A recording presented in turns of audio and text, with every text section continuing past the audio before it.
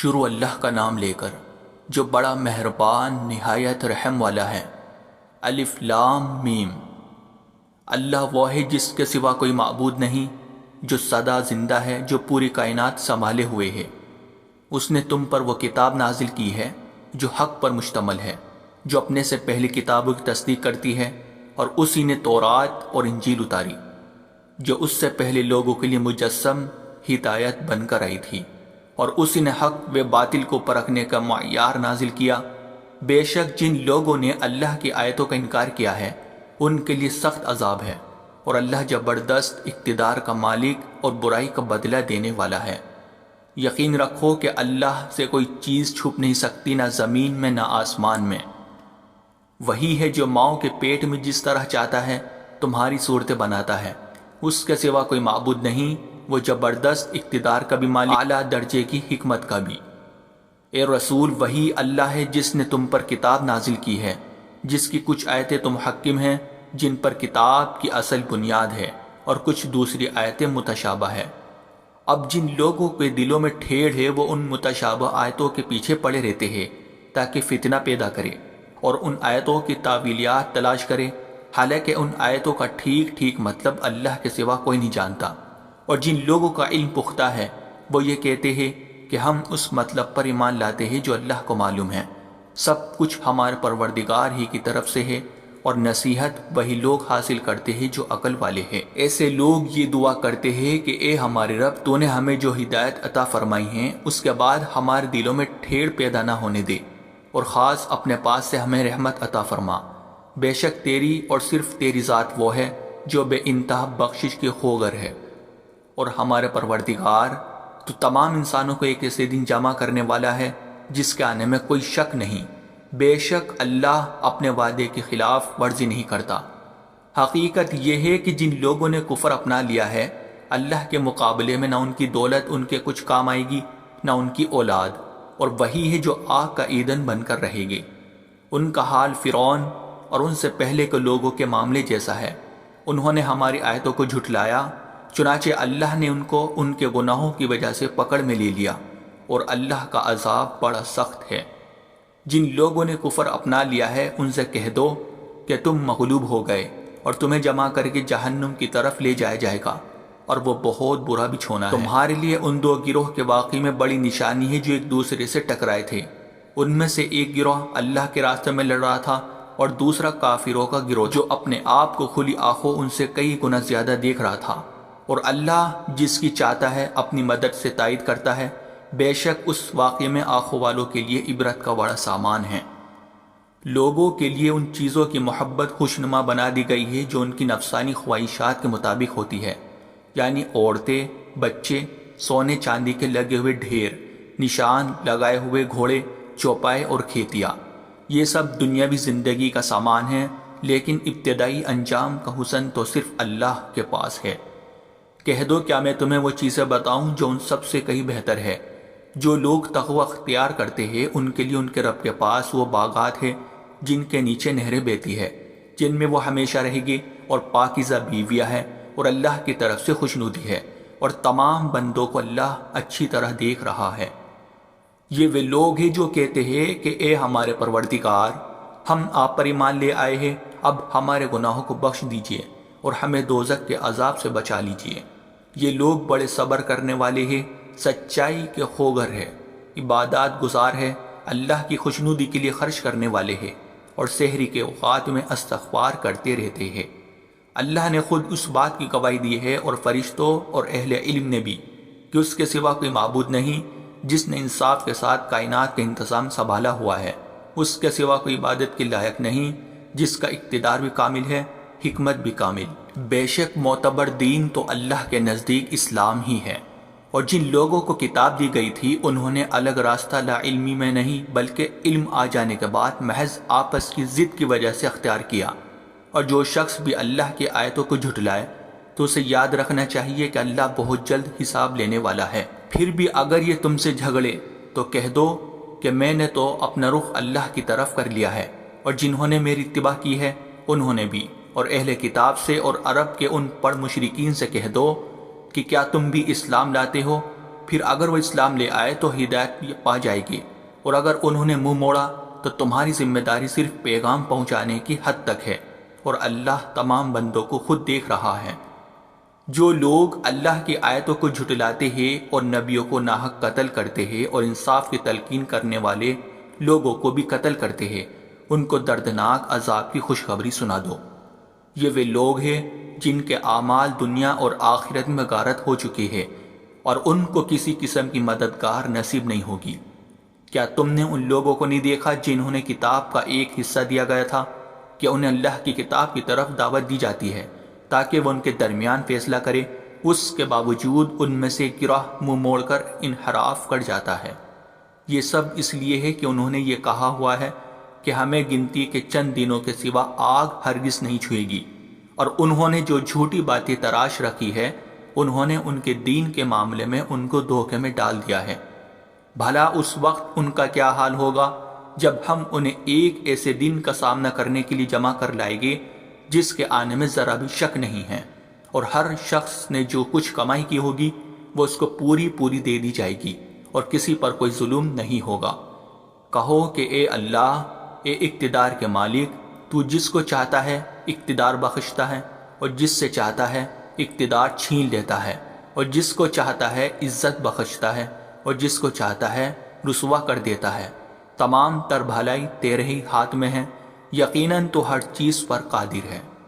تو ہی رات کو دن میں داخل کرتا ہے اور دن کو رات، اور تو ہی بے جان چیز میں سے جاندار کو بار آمد کر لیتا ہے اور جاندار میں سے بے جان چیز نکال لاتا ہے، اور جس کی چاہتا ہے بے حساب رزق عطا فرماتا ہے۔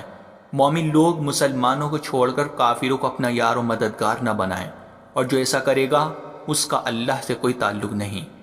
اعلیٰ یہ کہ تم ان کے ظلم سے بچنے کے لیے بچاؤ کا کوئی طریقہ اختیار کرو، اور اللہ تمہیں اپنے عذاب سے بچاتا ہے، اور اسی کی طرف سب کو لوٹ کر جانا ہے۔ اے رسول، لوگوں کو بتا دو کہ جو کچھ تمہارے دلوں میں ہے تم اسے چھپاؤ یا ظاہر کرو، اللہ اسے جان لے گا، اور جو کچھ آسمانوں میں ہے اور جو کچھ زمین میں ہے وہ سب جانتا ہے، اور اللہ ہر چیز پر قادر ہے۔ وہ دن یاد رکھو جس دن کسی بھی شخص نے نیکی کا جو کام کیا ہوگا اسے اپنے سامنے موجود پائے گا، اور برائی کا جو کام کیا ہوگا اس کو بھی اپنے سامنے دیکھ کر یہ تمنا کرے گا کہ کاش اس کے اور اس کی بدی کے درمیان بہت دور کا فاصلہ ہوتا، اور اللہ تمہیں اپنے عذاب سے بچاتا ہے، اور اللہ بندوں پر بہت شفقت رکھتا ہے۔ اے پیغمبر، لوگوں سے کہہ دو کہ اگر تم اللہ سے محبت رکھتے ہو تو میری اتباع کرو، اللہ تم سے محبت کرے گا اور تمہاری خاطر تمہارے گناہ معاف کر دے گا، اور اللہ بہت معاف کرنے والا بڑا مہربان ہے۔ کہہ دو کہ اللہ اور رسول کی اطاعت کرو، پھر بھی اگر منہ موڑو گے تو اللہ کافروں کو پسند نہیں کرتا۔ اللہ نے آدم، نوح، ابراہیم کے خاندان اور عمران کے خاندان کو چن کر تمام جہانوں پر فضیلت دی تھی۔ یہ ایسی نسل تھی جس کے افراد نیکی اور اخلاص میں ایک دوسرے سے ملتے جلتے تھے، اور اللہ ہر ایک کی بات سننے والا ہے، ہر چیز کا علم رکھتا ہے۔ چنانچہ اللہ کی دعا سننے کے وہ واقعہ یاد کرو جب عمران کی بیوی نے کہا تھا کہ یا رب، میں نے نظر مانی ہے کہ میرے پیٹ میں جو بچہ ہے میں اسے ہر کام سے آزاد کر کے تیرے لیے واقف رکھوں گی، میری اس نظر کو قبول فرما، بے شک تو سننے والا ہے، ہر چیز کا علم رکھتا ہے۔ پھر جب ان سے لڑکی پیدا ہوئی تو وہ حسرت سے کہنے لگی، یا رب، یہ تو مجھ سے لڑکی پیدا ہو گئی ہے، حالانکہ اللہ کو خوب علم تھا کہ ان کے یہاں کیا پیدا ہوا ہے، اور لڑکا لڑکی جیسا نہیں ہوتا۔ میں نے اس کا نام مریم رکھ دیا ہے، اور میں اسے اور اس کی اولاد کو شیطان مردود سے حفاظت کے لیے آپ کی پناہ میں دیتی ہوں۔ چنانچہ اس کے رب نے اس مریم کو باطریق اس نے قبول کیا اور اسے بہترین طریقے سے پروان چڑھایا، اور زکریا اس کے سرپرست بنے۔ جب بھی زکریا ان کے پاس ان کی عبادت گاہ میں جاتے، ان کے پاس کوئی رزق پاتے، انہوں نے پوچھا، مریم، تمہارے پاس یہ چیزیں کہاں سے آئی؟ وہ بولے، اللہ کے پاس سے، اللہ جس کو چاہتا ہے بے حساب رزق دیتا ہے۔ اس موقع پر زکریا نے اپنے رب سے دعا کی، کہنے لگے، یا رب، مجھے خاص اپنے پاس سے پاکیزہ اولاد عطا فرما دے، بے شک تو دعا کا سننے والا ہے۔ چنانچہ ایک دن جب زکریا عبادت گاہ میں کھڑے نماز پڑھ رہے تھے، فرشتوں نے انہیں آواز دی کہ اللہ آپ کو یحییٰ کی پیدائش کی خوشخبری دیتا ہے، جو اس شان سے پیدا ہوگے کہ اللہ کے ایک کلمے کی تصدیق کرے گے، لوگوں کے پیشوا ہوگے، اپنے آپ کو نفسانی خواہشات سے مکمل طور پر روکے ہوئے ہوگے، اور نبی ہوگے اور ان کا شمار راست بازوں میں ہوگا۔ زکریا نے کہا، یا رب میرے یہاں لڑکا کس طرح پیدا ہوگا جبکہ مجھے بڑھاپا آ پہنچا ہے اور میری بیوی بانجھ ہے؟ اللہ نے کہا، اسی طرح اللہ جو چاہتا ہے کرتا ہے۔ انہوں نے کہا، پروردگار میرے لیے کوئی نشانی مقرر کر دیجئے۔ اللہ نے کہا، تمہاری نشانی یہ ہوگی کہ تم 3 دن تک اشاروں کے سوا کوئی بات نہیں کر سکو گے، اور اپنے رب کا کثرت سے ذکر کرتے رہو، اور ڈھلے دن کے وقت بھی اور صبح سویرے بھی اللہ کی تسبیح کیا کرو۔ اور اب اس وقت کا تذکرہ سنو جب فرشتوں نے کہا تھا کہ اے مریم، بے شک اللہ نے تمہیں چن لیا ہے، تمہیں پاکیزگی عطا کی ہے، اور دنیا جہاں کی ساری عورتوں میں تمہیں منتخب کر کے فضیلت بخشی ہے۔ اے مریم، تم اپنے رب کی عبادت میں لگی رہو اور سجدہ کرو، اور رکوع کرنے والوں کے ساتھ رکوع بھی کیا کرو۔ اے پیغمبر، یہ سب غیب کی خبریں ہیں جو ہم وحی کے ذریعے تمہیں دے رہے ہیں۔ تم اس وقت ان کے پاس نہیں تھے جب وہ طے کرنے کے لیے اپنے قلم ڈال رہے تھے کہ ان میں سے کون مریم کی کفالت کرے گا، اور نہ اس وقت تم ان کے پاس تھے جب وہ اس مسئلے میں ایک دوسرے سے وہ وقت بھی یاد کرو جب فرشتوں نے مریم سے کہا تھا کہ اے مریم، اللہ تمہیں ایک کلمے کی پیدائش کی خوشخبری دیتا ہے جس کا نام مسیح عیسیٰ ابن مریم ہوگا، جو دنیا اور آخرت دونوں میں صاحب وجاہت ہوگا اور اللہ کے مقرب بندوں میں سے ہوگا، اور وہ گہوارے میں بھی لوگوں سے بات کرے گا اور بڑی عمر میں بھی اور راست باز لوگوں میں سے ہوگا۔ مریم نے کہا، پروردگار مجھ سے لڑکا کیسے پیدا ہو جائے گا جبکہ مجھے کسی بشر نے چھوا تک نہیں؟ اللہ نے فرمایا، اللہ اسی طرح جس کو چاہتا ہے پیدا کرتا ہے۔ جب وہ کوئی کام کرنے کا فیصلہ کر لیتا ہے تو صرف اتنا کہتا ہے کہ ہو جا، بس وہ ہو جاتا ہے۔ اور وہی اللہ اس کو یعنی عیسیٰ ابن مریم کو کتاب و حکمت اور تورات و انجیل کی تعلیم دے گا، اور اسے بنی اسرائیل کے پاس رسول بنا کر بھیجے گا جو لوگوں سے یہ کہے گا کہ میں تمہارے پاس تمہارے رب کی طرف سے ایک نشانی لے کر آیا ہوں، اور وہ نشانی یہ ہے کہ میں تمہارے سامنے گارے سے پرندے جیسے ایک شکل بناتا ہوں، پھر اس میں پھونک مارتا ہوں تو وہ اللہ کے حکم سے پرندہ بن جاتا ہے، اور میں اللہ کے حکم سے مادرزاد آندھے اور کوڑے کو تندرست کر دیتا ہوں اور مردوں کو زندہ کر دیتا ہوں، اور تم لوگ جو کچھ اپنے گھروں میں کھاتے یا ذخیرہ کر کے رکھتے ہو میں وہ سب بتا دیتا ہوں۔ اگر تم ایمان لانے والے ہو تو ان تمام باتوں میں تمہارے لیے کافی نشانی ہے۔ اور جو کتاب مجھ سے پہلے آ چکی ہے یعنی تورات، میں اس کی تصدیق کرنے والا ہوں، اور اس لیے بھیجا گیا ہوں تاکہ کچھ چیزیں جو تم پر حرام کی گئی تھی اب تمہارے لیے حلال کر دو، اور میں تمہارے پاس تمہارے پروردگار کی طرف سے نشانی لے کر آیا ہوں، لہٰذا اللہ سے ڈرو اور میرا کہنا مانو۔ بے شک اللہ میرا بھی پروردگار ہے اور تمہارا بھی پروردگار، یہی سیدھا راستہ ہے کہ صرف اسی کی عبادت کرو۔ پھر جب عیسیٰ نے محسوس کیا کہ وہ کفر پر آمادہ ہے تو انہوں نے اپنے پیروں سے کہا، کون کون لوگ ہیں جو اللہ کے راہ میں میرے مددگار ہو؟ حواریوں نے کہا، ہم اللہ کے دین کے مددگار ہیں، ہم اللہ پر ایمان لا چکے ہیں، اور آپ گواہ رہیے کہ ہم فرما بردار ہیں۔ اے ہمارے رب، آپ نے جو کچھ نازل کیا ہے ہم اس پر ایمان لائے ہیں، اور ہم نے رسول کی اتباع کی ہے، لہٰذا ہمیں ان لوگوں میں لکھ لیجئے جو حق کی گواہی دینے والے ہیں۔ اور ان کافروں نے عیسیٰ کے خلاف خفیہ تدبیر کی، اور اللہ نے بھی خفیہ تدبیر کی، اور اللہ سب سے بہتر تدبیر کرنے والا ہے۔ اس کی تدبیر اس وقت سامنے آئی جب اللہ نے کہا تھا کہ اے عیسیٰ، میں تمہیں صحیح سالم واپس لے لوں گا اور تمہیں اپنی طرف اٹھا لوں گا، اور جن لوگوں نے کفر اپنا لیا ہے ان کی ایذا سے تمہیں پاک کر دوں گا، اور جن لوگوں نے تمہاری اتباع کی ہے ان کو قیامت کے دن تک ان لوگوں پر غالب رکھوں گا جنہوں نے تمہارا انکار کیا ہے۔ پھر تم سب کو میرے پاس لوٹ کر آنا ہے، اس وقت میں تمہارے درمیان ان باتوں کا فیصلہ کروں گا جن میں تم اختلاف کرتے تھے۔ چنانچہ جو لوگ ایسے ہیں کہ انہوں نے کفر اپنا لیا ہے ان کو تو میں دنیا اور آخرت میں سخت عذاب دوں گا، اور ان کو کسی طرح کے مددگار میسر نہیں آئیں گے۔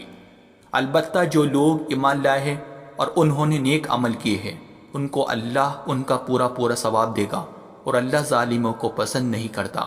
اے پیغمبر، یہ وہ آیتیں اور حکمت بھرا ذکر ہے جو ہم تمہیں پڑھ کر سنا رہے ہیں، اللہ کے نزدیک عیسیٰ کی مثال آدم جیسی ہے۔ اللہ نے انہیں مٹی سے پیدا کیا، پھر ان سے کہا ہو جاؤ، بس وہ ہو گئے۔ حق وہی ہے جو تمہارے رب کی طرف سے آیا ہے، لہٰذا شک کرنے والوں میں شامل نہ ہو جانا۔ تمہارے پاس حضرت عیسیٰ کے واقعے کا جو صحیح علم آ گیا ہے، اس کے بعد بھی جو لوگ اس معاملے میں تم سے بحث کرے تو ان سے کہہ دو کہ آؤ ہم اپنے بیٹوں کو بلائیں اور تم اپنے بیٹوں کو، اور ہم اپنی عورتوں کو اور تم اپنی عورتوں کو، اور ہم اپنے لوگوں کو اور تم اپنے لوگوں کو، پھر ہم سب مل کر اللہ کے سامنے گڑ گڑائیں، اور جو جھوٹے ہو ان پر اللہ کی لعنت بھیجے۔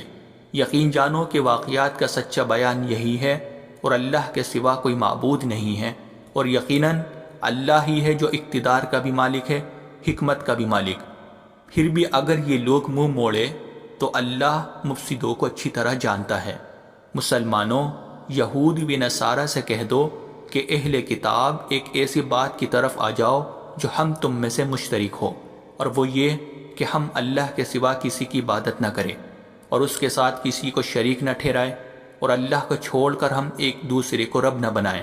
پھر بھی اگر وہ منہ موڑے تو کہہ دو گواہ رہنا کہ ہم مسلمان ہیں۔ آسمانوں اور زمین میں جو چیز بھی ہے وہ اللہ کی تسبیح کرتی ہے، اور بادشاہی اسی کی ہے اور تعریف اسی کی، اور وہ ہر چیز پر پوری قدرت رکھتا ہے۔ وہی ہے جس نے تمہیں پیدا کیا، پھر تم میں سے کوئی کافر ہے اور کوئی مومن، اور جو کچھ تم کرتے ہو اللہ اسے خوب دیکھتا ہے۔ اس نے آسمانوں اور زمین کو برحق پیدا کیا ہے، اور تمہاری صورتیں بنائی ہیں، اور تمہاری صورتیں اچھی بنائی ہیں، اور اسی کی طرف آخرکار سب کو پلٹ کر جانا ہے۔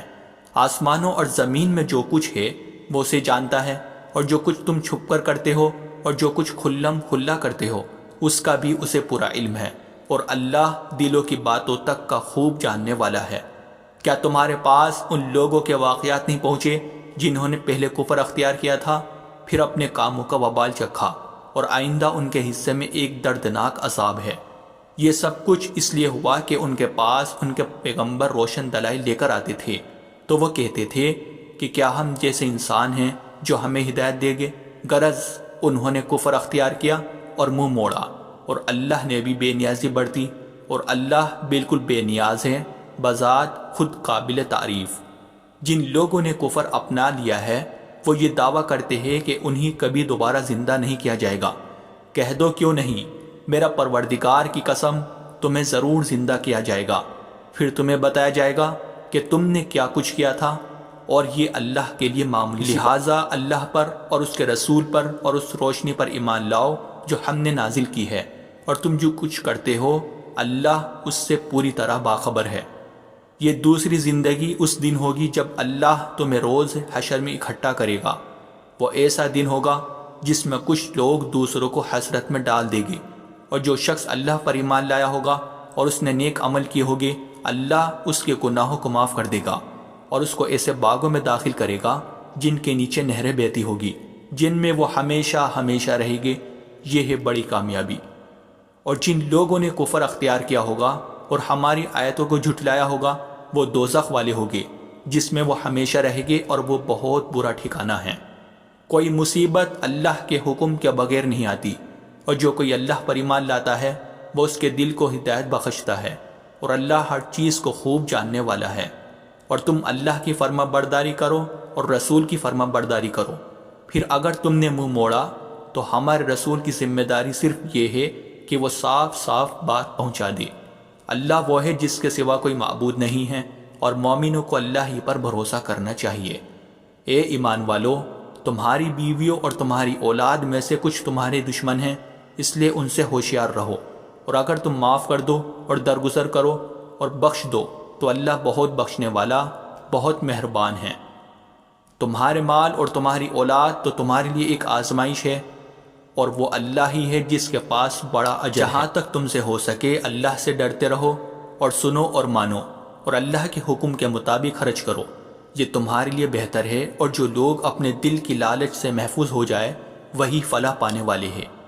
اگر تم اللہ کو اچھی طرح قرض دو گے تو اللہ تمہارے لیے اس کو کئی گنا بڑھا دے گا اور تمہارے گناہ بخش دے گا، اور اللہ بڑا قدردان، بہت بردبار ہے، اور ہر بھید کا اور ہر کھلی چیز کا جاننے والا ہے، بڑے اقتدار کا، بڑی حکمت کا مالک۔